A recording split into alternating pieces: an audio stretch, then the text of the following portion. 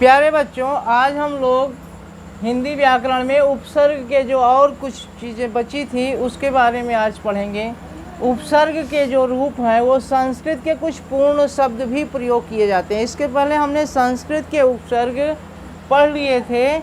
अब उसमें कुछ जो है पूर्ण शब्द हैं, शब्दांश के अतिरिक्त जो शब्द हैं वो संस्कृत के कुछ पूर्ण शब्द हैं, उन्हें हम गति शब्द भी कहते हैं। ठीक ना, वे भी जो है उपसर्ग के रूप में हिंदी भाषा में प्रयोग किए जाते हैं।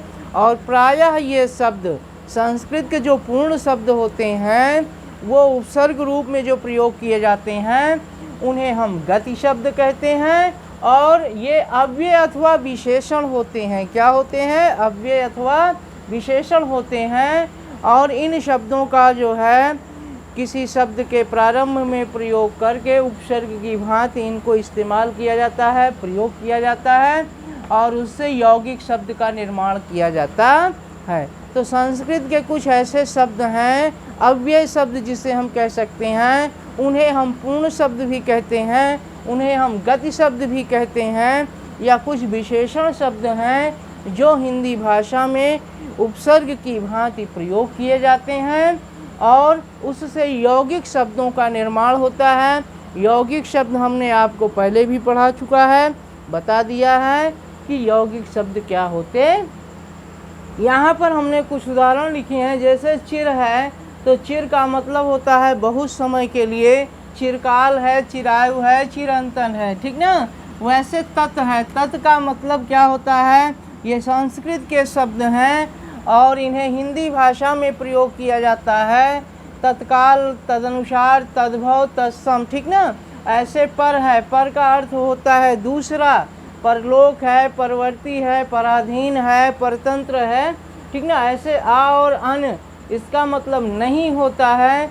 जैसे अधर्म है, अज्ञान है, अकाल है, अनाचार, इस तरह के जो है शब्द का निर्माण होता है। ठीक ना, अधा, अधा का मतलब होता है नीचे, अधोभाग, अधोवस्त्र, अधः पतन। अंतः का अर्थ होता है भीतर, अंतःकरण, अंतःपुर, अंतर्यामी। ठीक ना, पुनः का अर्थ होता है फिर, पुनर्जन्म, पुनर्विवाह, पुनर्नवा या पुनरुक्ति। ठीक ना, पूर्व का अर्थ पहला होता है, बहु का अर्थ बहुत होता है, सा का अर्थ सहित होता है, कु का अर्थ बुरा होता है, सत का अर्थ अच्छा होता है। इन शब्दों से भी शब्द निर्माण होते हैं। सत्कर्म, ठीक ना, सज्जन, सत्संग, सत्कार।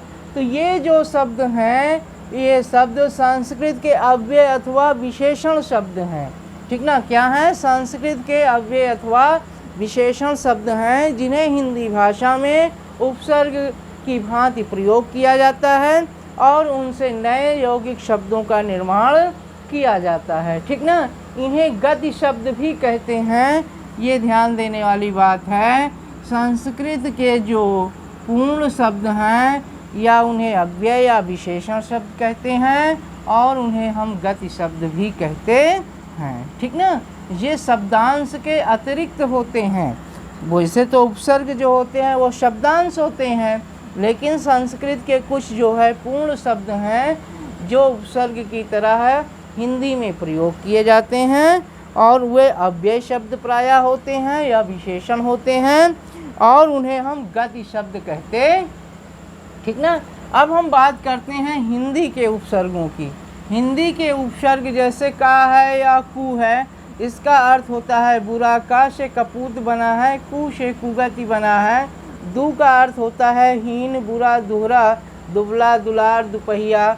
ऐसे नी से है निषेध, अभाव, है ना, इसका अर्थ होता है निडर, निकम्मा, निखार। इस तरह के शब्द निर्माण हुए हैं। बिन का अर्थ नहीं या निषेध होता है, बिनकाज है, बिन देखा है। अध का अर्थ आधा, अध जला, अध पका, इस तरह से बनता है। आ का अर्थ नहीं या अभाव होता है, अजान, अथा, अलग। ठीक ना, अन का जो है निषेध या नहीं होता है, अनपढ़ है, अनमोल है, अनजान है। भर का अर्थ भरा या पूरा होता है, भरपेट है, भरपूर है, भरषक है।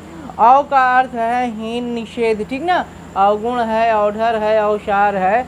सु या सा का अर्थ होता है अच्छा या सही, सपूत है, सजग है, सुजान है। ठीक ना, इस तरह से जो है बनते हैं। उनका मतलब होता है एक कम, जैसे 19 है, 29 है, 59 है। हिंदी भाषा में कुछ अरबी भाषा यानी विदेशी भाषाओं के भी जो है शब्द उपसर्ग के रूप में प्रयोग किए जाते हैं, जिनमें अरबी फ़ारसी के जो शब्द हैं वो उसे हम उर्दू के उपसर्ग भी कहते हैं। उसे क्या कहते हैं? उर्दू के उपसर्ग भी कहते हैं। तो हिंदी भाषाओं में विदेशी भाषाओं यानी अरबी फ़ारसी के जो शब्द प्रयोग किए जाते हैं उपसर्ग की भांति, इनकी संख्या ज़्यादा है और इसके कुछ उदाहरण भी हैं। सर का अर्थ होता है मुख्य, सरपंच, सरकार। हम का अर्थ होता है समान, हमदर्द, हम उम्र, हम शक्ल होता है। हर का अर्थ होता है प्रति, हरदम, हर पल। बद का अर्थ होता है बुरा, बदनाम, बदमाश, बदबू। बा का अर्थ होता है साथ या सहित, बाकायदा। खुश का अर्थ श्रेष्ठ या अच्छा होता है, खुश मिजाज, खुशखबरी। गैर का अर्थ निषेध या नहीं होता है, गैर हाजिर, गैर ज़रूरी। और दर का अर्थ में होता है, दरकार है, दरअसल है। ना का अर्थ नहीं होता है। अल का अर्थ निश्चित होता है ना, अलबत्ता इससे बन सकता है। बे का अर्थ बिना है, बेकायदा है, ठीक ना। कम का मतलब थोड़ा या हीन है। ला का मतलब भी बिना होता है, लाइलाज, लाजवाब, लापरवाह, लापरवाही। इस तरह से ये शब्द बनते हैं। कहने का मतलब है हिंदी भाषा में अरबी फ़ारसी यानी उर्दू के भी जो है उपसर्ग का प्रयोग किया जाता है। सबसे जो खास ज़रूरी बात है वो ये ध्यान देने वाली बात है, जिसको हमने नोट के रूप में लिख दिया है। ये ध्यान देने वाली बात है कि संस्कृत के उपसर्गों का जो प्रयोग होता है उसमें तत्सम शब्दों के साथ होता है। ध्यान देने वाली बात यह है कि संस्कृत शब्दों का उपसर्गों का जो प्रयोग होता है वो तत्सम शब्दों के साथ करते हैं, ठीक ना। हिंदी के उपसर्गों का प्रयोग तद्भव शब्दों के साथ करते हैं और अरबी फ़ारसी के उपसर्गों का प्रयोग सामान्यतः उर्दू शब्दों के साथ होता है।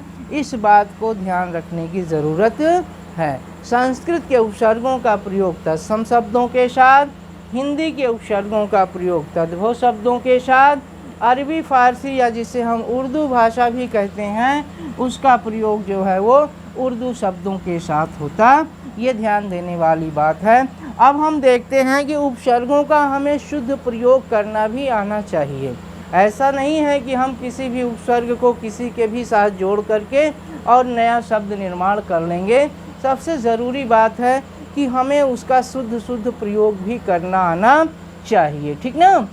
ज़रूरी नहीं है कि हम उपसर्गों को पढ़ करके और उससे जो है अलग थलग जो है शब्द निर्माण कर लें जिसका कुछ अर्थ सही ना निकले। जैसे हमने यहाँ पर एक जो है उदाहरण लिया है, भारत के अधिकांश आदिवासी कुपड़ हैं। यहाँ पर हमने क्या लिखा है? भारत के अधिकांश आदिवासी कुपड़ हैं। कु उपसर्ग है, कु उपसर्ग है और पढ़ के साथ हमने इसको लगा लिया है, लेकिन ये वाक्य कुपड़ उपसर्ग यहाँ पे नहीं होना चाहिए, ये अशुद्ध है, ठीक ना। जबकि होना क्या चाहिए? भारत के अधिकांश आदिवासी अनपढ़ हैं, कुपढ़ नहीं होगा बल्कि क्या होगा? अनपढ़ होगा। तो हमारे हिसाब से, हमारे विचार से आपको ये वीडियो ज्ञानवर्धक लगा होगा।